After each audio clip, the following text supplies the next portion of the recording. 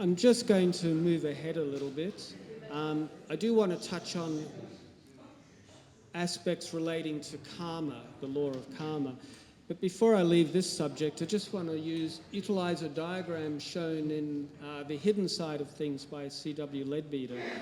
And it just shows the gradual unfoldment of life leading up to the human and progressing beyond the level of individualization into the spiritual kingdom. Because when we look out into the world, we see that there are kingdoms of land or earth for animal kingdoms. We see that there's the kingdoms relating to the marine, the water life. We see there's the kingdom of the air, which relates to the birds. And it makes us wonder, well, how do dolphins and whales fit into all of this? How do the birds fit into all of this scheme if there's a gradual progress in evolution through all the kingdoms leading up to the human? And this diagram sets it out quite well, where you have the elemental life leading to the mineral life. The elemental kingdoms are those on the higher mental, the mental plane, the astral plane, all progressing downwards to the physical plane, the mineral kingdom. And just as our bodies are full of subtle life forms, the viruses and bacteria and so on, this elemental life also populates our astral bodies and our mental bodies. And it's because it is involving itself, it is involuting and not evoluting at this stage. Its desire is to reach a greater, coarser life, which involves the material. Consequently, it forms that part of our nature which tends to be the part of our nature that would prefer to become more material. That aspect of our emotions that prefer not to do work, for example, that would rather be lazy. That part of our nature that wants to explore the coarser emotions. Instinctively, this form of matter, the elemental kingdoms, unconsciously to itself, but a part of its own evolution, helps to stimulate those sorts of desires. And consequently, this forms, if you like, the basis for us to develop through resisting that particular impulse from these other kingdoms, which are pressing onwards into us constantly towards a more material form of life.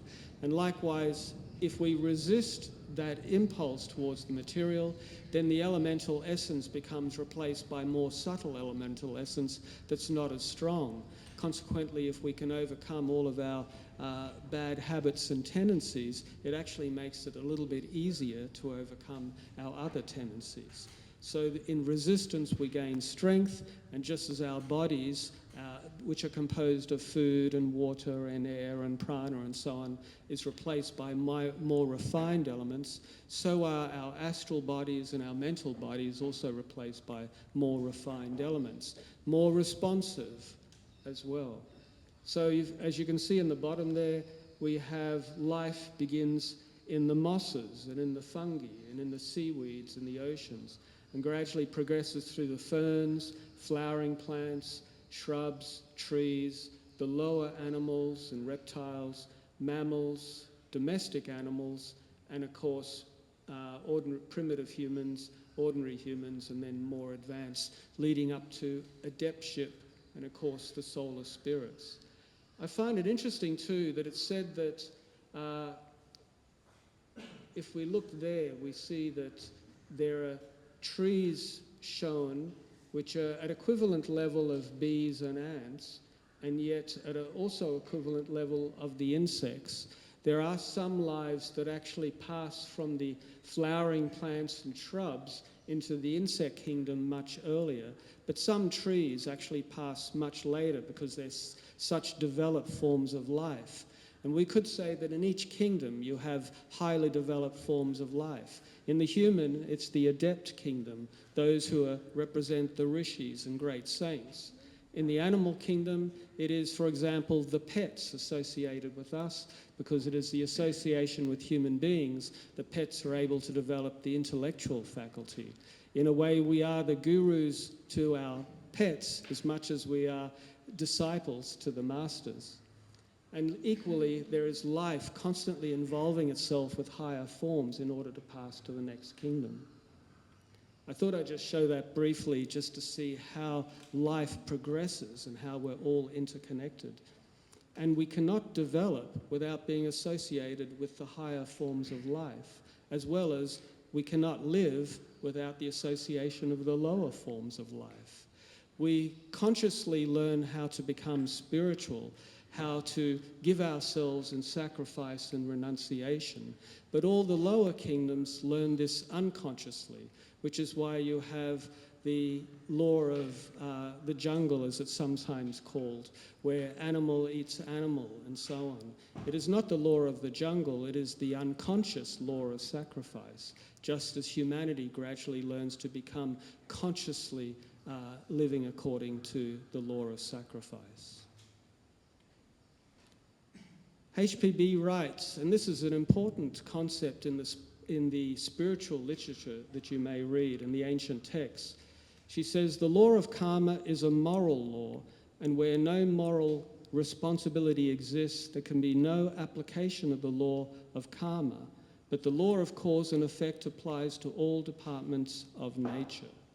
It's an important point because often you see in the ancient texts the idea of karma being overcome, and certainly that is true, but only in the sense of it being a moral law. In terms of its being a universal law of cause and effect, that affects all of manifestation. She says, the law of compensation is also active in the animal world. A dog that has to exercise its own sagacity to find food will sooner develop psychical powers in that direction than one who does nothing but eat and sleep. So be careful with your pets not to have them just sitting around eating and sleeping. They need to be doing some training as well. And the individual or differentiated monad of the former will sooner reach the condition necessary to enter the human kingdom, because the animals enter through the power and development of mind as well as that of love, which is why the devotion of animals is so important and why their care is so important as well. The rudiments of hope, patience, faith, fidelity, confidence, etc., are found in the animal kingdom. By putting them into exercise, they will become stronger, and as no effort in nature is ever lost, they will find their uses. So karma affects all of us. It is a moral law, but the law of cause and effect assists even the lower kingdoms in nature. Also, there is this idea that, as I mentioned, that all of the kingdoms are interconnected, that one life cannot perform anything without affecting all the other lives. And the same idea was found in Shakespeare's Henry V, where he says, therefore doth heaven divide the state of man in divers functions, in other words, in many functions, setting endeavour in continual motion, to which is fixed as an aim or but obedience. For so work the honeybees, creatures that by a rule in nature teach the act of order to a peopled kingdom. In other words, he's saying that with all of these different functions in our community, each one supports all of the rest of the community by law, just as the bees do in their particular community. I could go on from there, but I'm just going to throw it open to something else at the moment.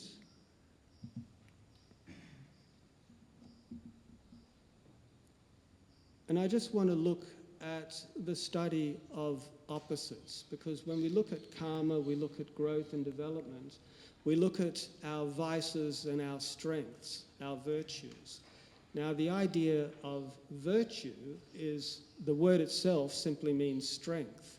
In other words, to say we have acquired a virtue is to say that we have acquired a character strength. And as it's been pointed out in the Light on the Path, even our vices also form steps in the ladder, because it is only by overcoming our vices, developing the strength of character, the habit, if you like, that becomes the virtue, because it's been said that a virtue is simply a good habit, and that's very true.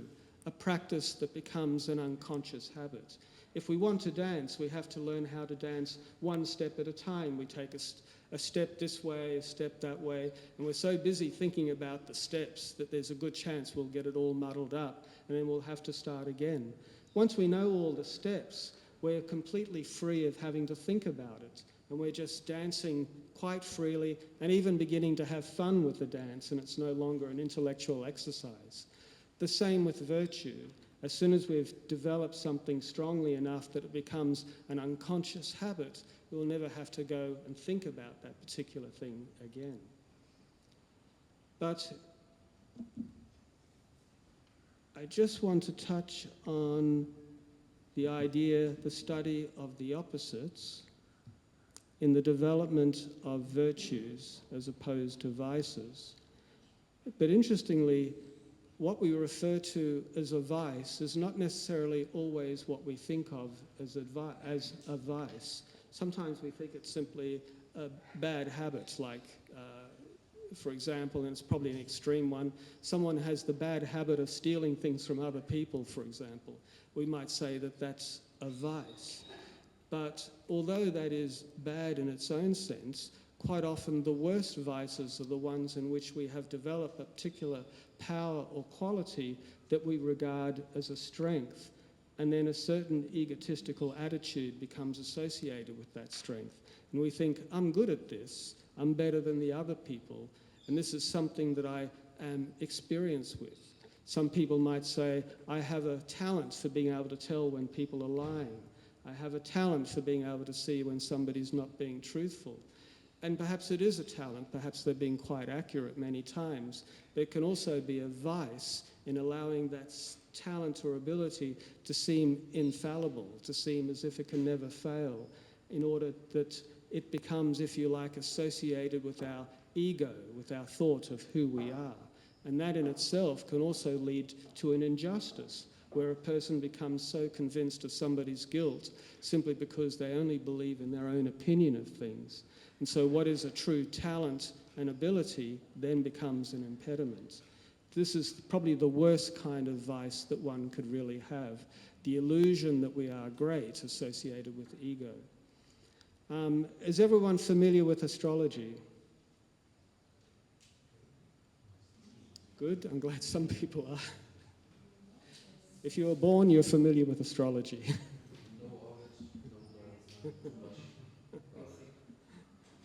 So I'm just going to look at an astrological chart.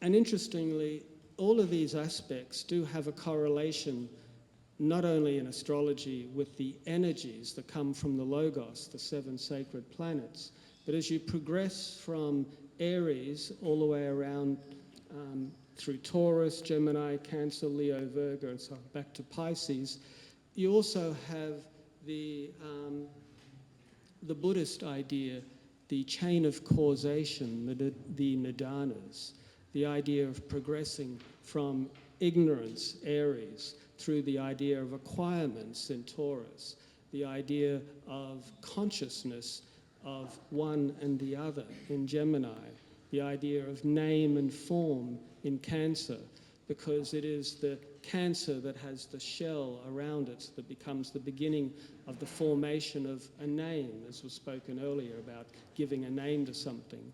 A name is power, just like a word that is used in ritual can be a word of power. So consequently, all of the 12 nidanas, the chain of causation, dependent origination as it's called, is also associated with this progress through the 12 signs. But also it is an opportunity to look at our own sign and to look at the characteristics of the opposite side of the wheel, because our own signs show our strengths, but the opposite side of the wheel also shows our weaknesses, where we have certain vices or characteristics that we would regard as strengths, taken to excess, can be balanced by the other side of the wheel. So just as an exercise, I just want you to form groups if you can. No, actually we won't do that because some of you won't be familiar with the 12 signs. Knowing the signs, pretty much all of us do. Do you? Right? Knowing the signs is always, knowing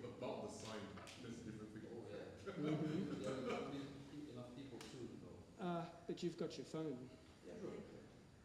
So are you happy to form small groups? You can look at your sign, look at the strengths of the sign, and then I want you to look at the opposite sign, to look at the strengths of that sign, and to see how can that benefit you in your sign. Is that clear? Oh, good, thank you. So if you can form small groups of about 5 or 6 at the most,